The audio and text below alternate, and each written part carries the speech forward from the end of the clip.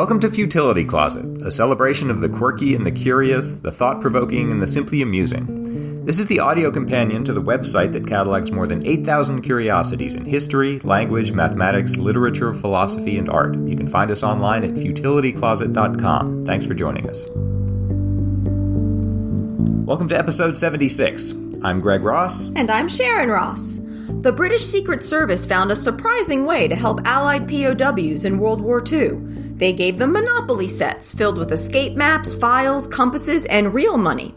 In today's show, we'll tell the story behind this clever ploy, which may have helped thousands of prisoners escape from Nazi camps. We'll also hear listeners' thoughts on Jeremy Bentham's head, Victorian tattoos, and phone book-destroying German pirates, and puzzle over murderous cabbies and moviegoers. You would not be listening to this podcast right now if it weren't for our amazing patrons. This show would definitely not still be going if it weren't for all the support from our fans. If you would like to join them and help ensure that we can keep bringing you your weekly dose of quirky history and lateral thinking puzzles, please check out our Patreon campaign at patreon.com/futilitycloset or see the link in our show notes. In 1940, a stranger arrived at the main factory of John Waddington Limited in Leeds, in England. Waddington was a printer and a board game manufacturer. The stranger introduced himself as E.D. Alston, and on his first visit, he didn't do much. He just kind of observed the character of the firm and just placed a small order for some calling cards. But a few weeks later, he returned and asked to speak in private with the firm's principals. He read them excerpts from England's Official Secrets Act and asked whether they'd uphold its provisions if they were asked to do so for their country. They agreed to do so, and also never again to call Alston by his real name. From now on, they were going to call him Mr. A. Mr. A. Is this mysterious enough for you? Turned out Mr. A worked for MI9, which is a branch of the British Secret Service that at the time was providing aid to escapees during World War II. Increasing numbers of British airmen were being held hostage behind enemy lines, and he wanted Waddington's to help because they knew how to print on silk. Apparently, for hundreds of years, silk has been the material of choice for military maps. It doesn't tear or dissolve in water as easily as paper does, and it weighs practically nothing, so you can stuff it into a boot or a cigarette packet. And unlike paper, it doesn't rustle, so it's very useful, durable. Never thought about that. Material to print maps on. And Waddington's had made a name for itself by being able to print on silk, which is apparently a tricky business. They did it to print sort of high-end products like theater programs and celebration events for royalty. But they'd gotten good at it. They knew how to find the right grade of material with the right absorbency, and they knew the proper way to stretch it. Apparently it's very tricky to print on silk. So the president of the company, a man named Norman Watson, created a small division of Waddington's that began to print detailed maps of France and Germany on silk. The maps depicted much of Western and Central Europe. In fact, the Watsons later learned that every British airman carried one of these silk maps in every mission he flew, either carried in a flight boot or sewn into his uniform, so that if he went down, he'd know where he was and how to get out. In fact, after D-Day, foot soldiers carried them as well. There were just silk maps everywhere. Mr. A told Waddington not to record anything about the project in writing. All the orders were transmitted verbally, just to lower the chance that the enemy would find out about it. Mr. A would either bring the maps to Leeds or Watson would go to London to collect them. Mr. A offered an armed guard at one point, but Watson declined because he was worried that it would arouse suspicion and worry among his workers, which I'm sure it would have. So this whole thing kind of evolved in an interesting way. After they'd been making silk maps for a while, Mr. A asked the Watsons to begin manufacturing decks of playing cards, so that they could hide maps and escape instructions in these. They'd even put a tiny compass to be hidden in each box, and they'd give the boxes to airmen. At first, so they started making these playing cards and distributing them. At first, Waddington planned to stop making the cards after Norway fell, because that was a source of one of their essential materials in making the cards. But Winston Churchill himself encouraged them to find a solution, and they actually found a replacement material made of linen. It turned out that Churchill and his wife played Bezique, which is a two-player card game, and believed that card games were beneficial to British morale. Oh, I had no idea. Card games help win the war. There was one other obstacle to continuing making the playing cards. MI9 wanted them to be highly flammable so that they could be set aflame with a lighted cigarette. I'm not sure why this is. I couldn't find in my research why that was important. At first I thought it was so that if you're shot down in Europe somewhere, you could start a fire with these by like touching them with your cigarette and they burst into flame. But if you have a lit cigarette, that means you have matches or a lighter or something. It wasn't quite clear to me why you would want explosive playing cards. They could use them as signals. And there's nothing on the playing cards that you wouldn't want to fall into enemy hands, right? They would need to burn them so the enemies wouldn't see some information. No, they're just playing cards. They're just playing cards. Okay. Anyway, that's what MI9 wanted. At first, the Watsons were very nervous about this because that's the very opposite of what they typically wanted for playing cards they printed. That's true. You don't want your playing cards in your house to be highly flammable. People are smoking and playing poker at the same time or whatever. Yeah, so what they wound up doing was having men standing by with fire extinguishers while they were manufacturing the playing cards. This gets increasingly surreal. But fortunately, those were never needed. So far, so good. Now, a downed British flyer would have a map and a compass and instructions on how to get to a safe location. And a deck of cards if you want to play solitaire. Right. That's true. I hadn't even thought about that. Which are all useful if you get shot down behind enemy lines, but not so useful if you're actually imprisoned in an enemy POW camp, because then you can't get anywhere to use them. Yeah. Here's where it gets really interesting. Waddington also happened to be the UK licensee for the Parker Brothers game Monopoly. I think that was entirely a coincidence. But MI9 got to thinking about it and decided that Monopoly sets would be an ideal way to smuggle cutting tools and bribe money into the Nazi POW camps. So Mr. A requested that Waddington construct special editions of Monopoly games with low-profile escape tools, maps, and compasses hidden inside the game boards. And just to be clear about this, it's not that they put compasses and maps loosely into the Monopoly box. They actually fit them physically into the game board itself. They're just very low profile. They'd have to be very thin, which is kind of impressive engineering feat. Also, they put real currency under the game's Monopoly money, which sounds charmingly low tech today. But that was the clever scheme to get money into POW camps, is just to hide it literally under a few stray dollars of Monopoly money inside a Monopoly set, which apparently worked. And then the Red Cross would deliver these to Allied airmen in Nazi POW camps. That was the plan. Apparently, this was not the brainchild of Mr. A. Just for the record, as far as anyone can tell, it originated with another MI9 officer named Christopher Clayton Hutton. One map expert said, he was the first who had this idea to get maps into camps concealed in board games. It looks innocent, they wouldn't arouse suspicion, it just looked like someone was being charitable, which makes sense. Norman Watson, the company president, asked how the games could get past inspection by the prison guards, which is a good question. And Mr. A told them that the Nazis considered games and puzzles, quote-unquote, pacifiers that kept the prisoners docile and occupied them, kept them from getting up to other mischief like we've covered in another episode. Right. Also, interestingly, the Nazis had come to depend on Red Cross packages to supplement the prisoners' rations. Under the Geneva Conventions, you had to keep war prisoners fed, adequately. Yeah. And they actually on their own weren't keeping them up to that standard and had come to rely on having the Red Cross supply other food to bring them up there. That was important to the Nazis because if they fell below that level and were caught, then they couldn't exchange prisoners for goods that they needed. So the Nazis had a strong incentive to just accept, unless they looked really suspicious, just to accept what the Red Cross gave them because it was helping them too. So the MI9 was fairly confident that the games would be accepted. The Watsons were glad to hear this. If you think of it from their point of view, they're the game manufacturer. If they're making silk maps and playing cards, and those get somehow discovered by the Nazis, there's not a real big chance of reprisals because an angry Nazi can't tell where a given deck of playing cards was manufactured. Right. But Waddington's was the only UK licensee to manufacture Monopoly boards. So if an angry Nazi discovers a doctored Monopoly set, he knows exactly where it came from, and it's conceivable he would come back and exact some reprisal against them by attacking the factory or something. So Watson was worried that there could be some revenge raid killing their workers and potentially destroying the plant. So they were glad to hear that seemed relatively unlikely now. Also, this didn't all fall on the Red Cross. They didn't want to compromise the integrity of the Red Cross, so the MI9 also created some fake charity groups that would also smuggle the games into the camp. So it didn't, if it was discovered, all the anger wouldn't fall entirely on the Red Cross.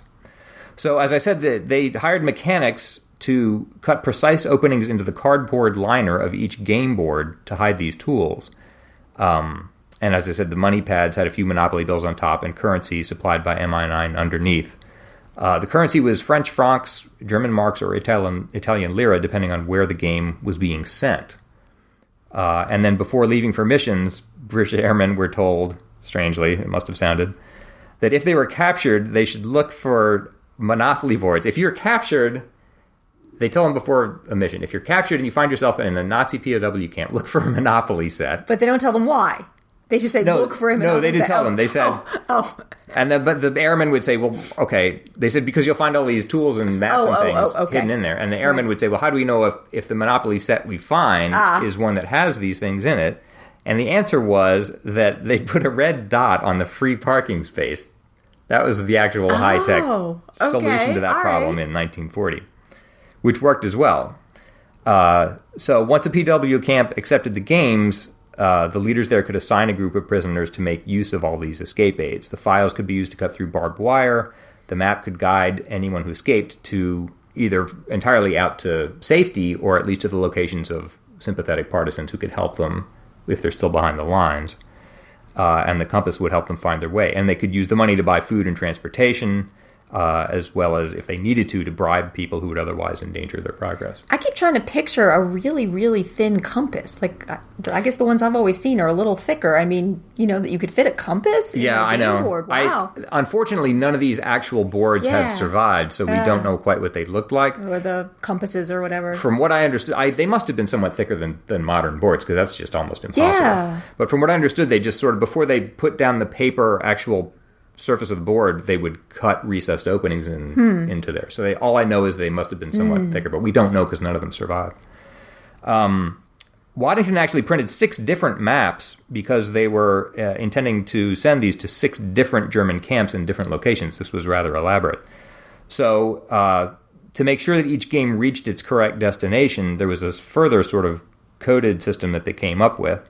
They would put a discrete little period after the name of a game space on each board that corresponded to the location where it should be delivered to. For example, a period after Mayfair meant that the game was intended for Norway, Sweden, and Germany and contained a map of Scandinavia and Upper Germany. A period after Marylebone Station meant that the game had been prepared for Italy and included a map of Italy and Italian currency, lira. I see. These are, because it was a British version of Monopoly, it used London street names and regions instead of the Atlantic City streets that are familiar to American players. But it's the same idea. You put a period after Boardwalk or something, and that would tell MI9, as they were delivering these games, which destination it should go to. And that seemed to work out fairly well.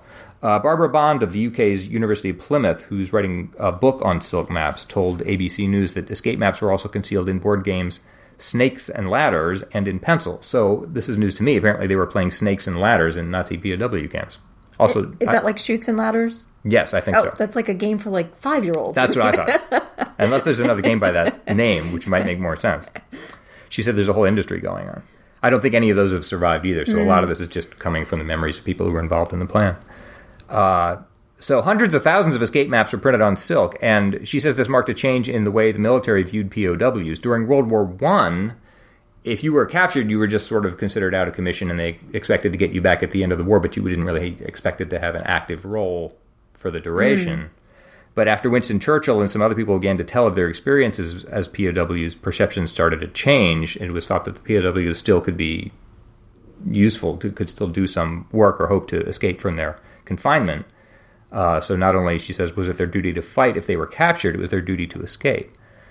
Ironically, secrecy was so high during the British war effort that MI9 never knew that Waddington's was also working for the Army. Even when Mr. A secretly suggested this partnership, he didn't know they were already working for the Army, making shells, flares, and cartridges. And during the duration of the war, neither the Army nor MI9 knew that they were both using Waddington's for their own purposes. Well, that's how high the security was. Waddington's was very good at keeping a secret, apparently. Yeah.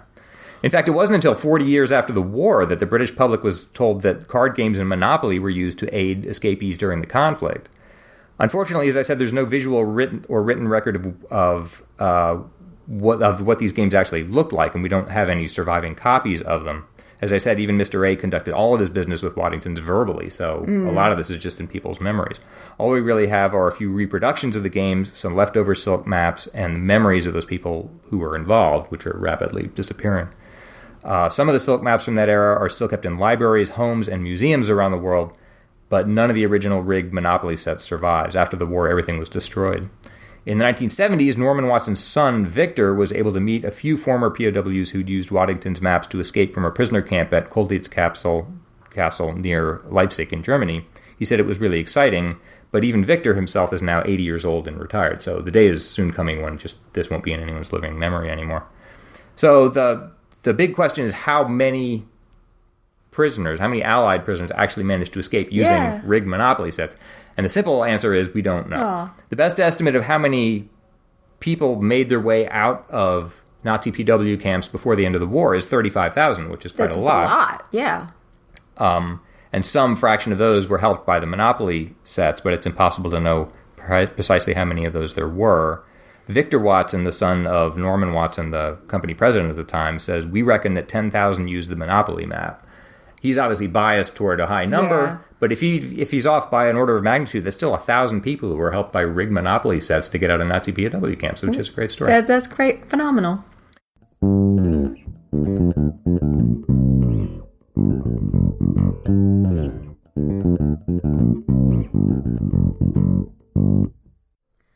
We have some listener updates to share for some of the stories we've recently covered on our show.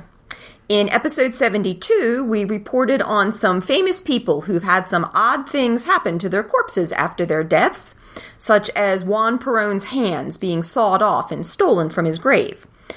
Greg discussed how Jeremy Bentham's corpse was preserved according to his wishes and kept in a friend's office until it was eventually moved to the Anatomy Museum at the University College London. Rob wrote in to say, the posthumous life of Jeremy Bentham is more exciting than you have allowed. His head was stolen by students from UCL's arch-rival King's College London and ransomed back. Of course, I had to find out what that was all about.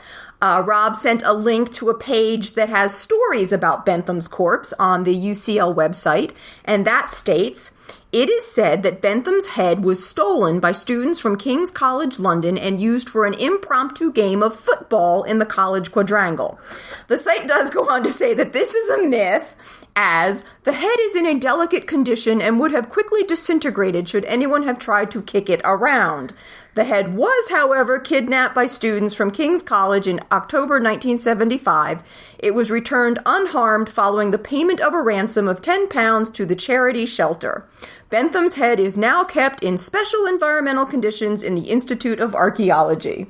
Archaeology? Yeah. You know what? I don't mean this as a joke, but Bentham undertook all of this because he didn't like the idea. He wanted his remains to be useful after death, and he was serious about that. I mean, he was the founder of utilitarianism. He in a weird way, he wouldn't necessarily disapprove of some of these things. I mean, his body is put to some use that benefits a charity. His head was, I guess, stolen and ransomed back. You're right, but it benefited a charity, so it was put to use. I mean, I guess I'm half joking, but not entirely. That sort of actually is in keeping with the spirit of his whole project. He probably wouldn't have wanted his head used as a football, though, or soccer I wouldn't ball. think so. Rob went on to say, I'd always heard that Mr. Bentham had tie-breaking vote in the UCL Council and always voted yes, but alas, this seems to be legend. Indeed, the UCL site says, it is often said that Bentham is taken into meetings of the College Council, the college's governing body, and that it is recorded in the minutes that Mr. Bentham is present but not voting. Sadly, it is not true that Bentham presides at meetings of the College Council. The site does note, as you did, that Mr. Bentham did attend the 150th anniversary of the founding of the college on February 10th, 1976, and the site goes on to say, moreover, Mr. Bentham does every now and then accept invitations to events, providing he does not have to climb any stairs. In October 2006, he attended a dinner during the John Stuart Mill Bicentennial Conference held at UCL. Unfortunately, the stairs prevent him attending events in the Jeremy Bentham room.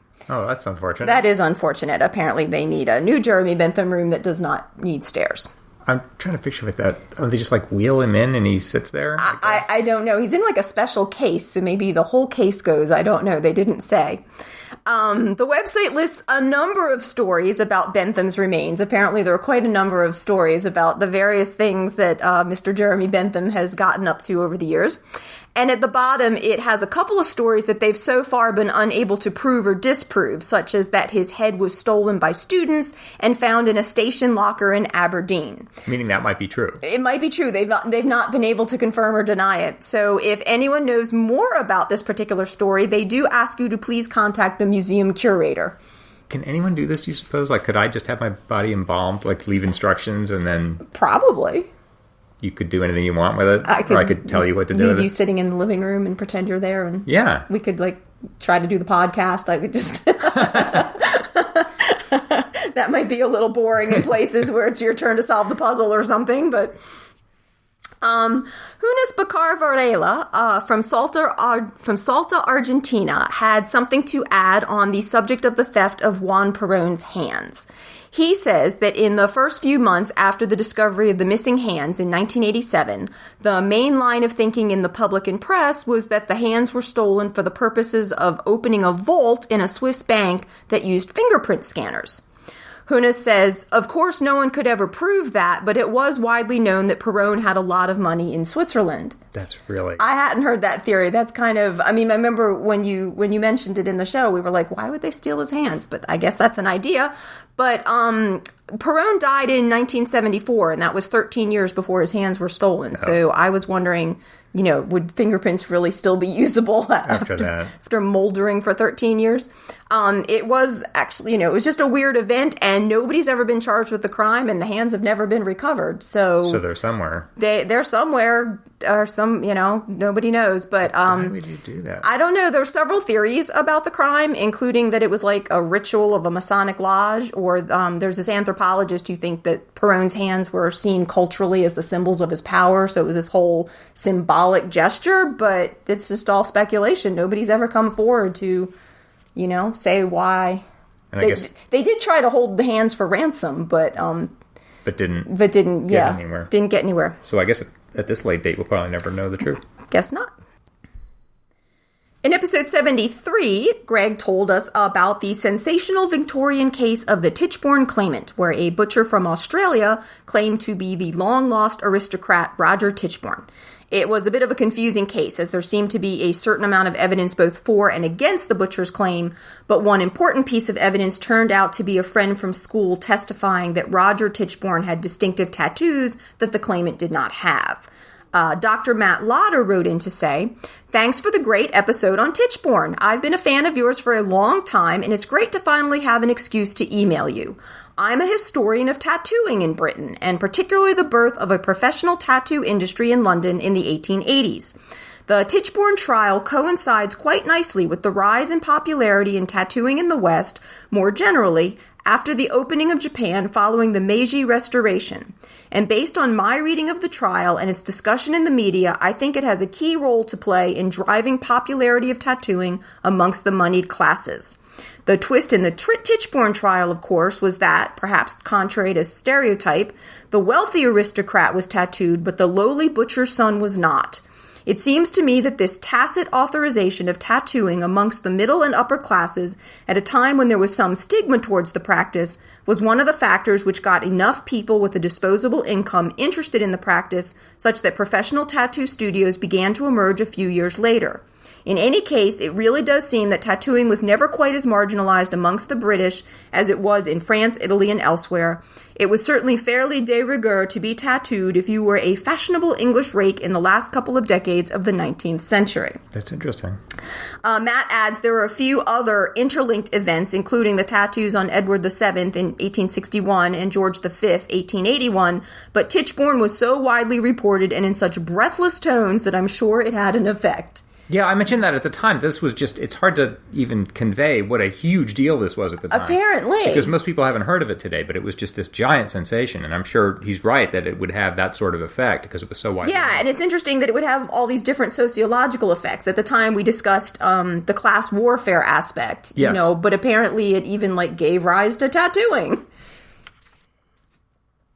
In last week's show, we heard about Felix von Luckner, a German nobleman who managed to wage war in a supremely humane manner in World War I.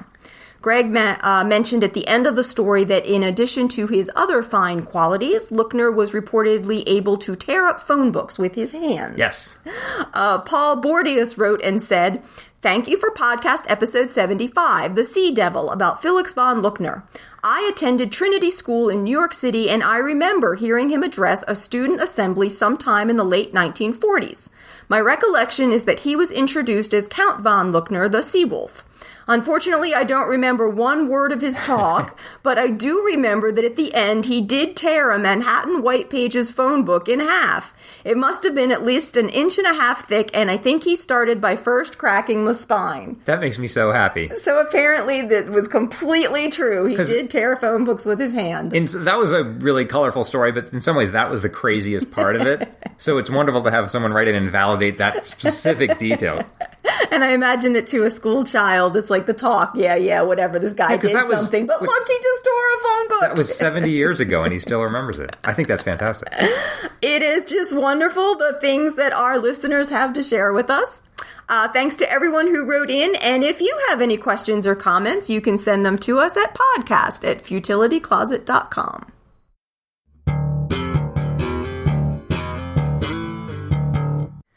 I'll be trying to solve a lateral thinking puzzle. Greg is going to give me an odd-sounding situation, and I have to try to figure out what's going on, asking only yes or no questions. This is from Matthew Johnstone's 1999 book, What's the Story? What's the story? A man gets into a cab and tells the driver his destination. They do not know each other, and neither says anything further. The driver turns into a deserted lane where he shoots the passenger dead. Why? Oh, we haven't done a fatal one in a little while, so somebody always has to die. Okay, all right. A man gets into a cab. Does it matter where this takes place? No. Are there any specific characteristics of either man that I need to know about? Depends what you mean by that. It depends what I mean by that. Okay. Doesn't matter where. Does it matter when this takes place? No. No. By a cab, you mean like a vehicle that's being driven for hire? Yes. A motorized vehicle? Yes. Okay. Not like a London cabbie, horse-drawn carriage kind of thing. Okay. Right. All right. A man gets into a cab and asks to be taken to a destination. Was there something about the destination that he asked to be taken to that caused the cabbie to have an emotional reaction? Yes. Yes. Did he ask to be taken to the cabbie's wife's house or something? Yes. Oh, my goodness. And he realized that this was his wife's lover or something? I should have been counting questions there. Yes. The cab driver had known for some time that his wife was having an affair. Oh. The destination the passenger had given was the driver's own address. Oh. I should have been like... That was remarkable. Okay. Fortunately, knowing you, I've got another one picked out here. Okay. This is from the same book. A woman takes her husband to a Western. During the final showdown, she pulls out a pistol, shoots him, then casually removes the body from the theater without anyone being the wiser. How? We got a lot of deadly ones. Yeah, if that wasn't enough death for 2 minutes. People shooting people. Okay. All right. I'm sorry. I was just too distracted by the fact that, we got somebody shooting somebody else. A woman takes her husband to a Western, meaning a movie set in the West. Yes. Okay. And you said during the final showdown, she pulls out a pistol, shoots him, then casually removes the body from the theater without anyone being the wiser. How? Well, because she just timed her pistol shot so that the noise of the movie would mask it, right? No, that's not it. That's not it. That seems so obvious. I mean, it's like she waited till somebody on screen was shooting and then she fired her gun. But then how did she get the body out of the theater without anybody? Oh, how did she get her body out? How did she get the body out of the theater? Okay. Is this a regular movie theater? Or is there something, okay. Is this a movie theater? Yes. Yes. Is there something about the movie theater that's unusual or that I would consider unusual? Yes. Yes. It's a movie theater for people who are blind. No. No, okay. That would be something to see. Okay, but there is... Oh, is it a drive-in? Yes. It's a drive-in theater. Wow. Yes, that's it. They were the drive-in movies. She simply drove out. Well done. That's 2 in like 3 minutes. Yay. All right. Well, apparently we need more puzzles. Yes, so. We always need more puzzles. So if anybody has a puzzle they would like to send in, you can send them to us at podcast@futilitycloset.com. That wraps up another episode for us. If you're looking for more Futility Closet, check out our books on Amazon or visit the website at futilitycloset.com, where you can sample over 8,000 fascinating tidbits. At the website, you can see the show notes for the podcast and listen to previous episodes. Just click podcast in the sidebar. If you want to support Futility Closet, please consider becoming a patron to help keep us going. You can find more information at patreon.com/futilitycloset. You can also help us out by telling your friends about us or by clicking the donate button on the sidebar of the website. If you have any questions or comments about the show, you can always reach us by email at podcast@futilitycloset.com. Our music was written and produced by Doug Ross. Thanks for listening, and we'll talk to you next week.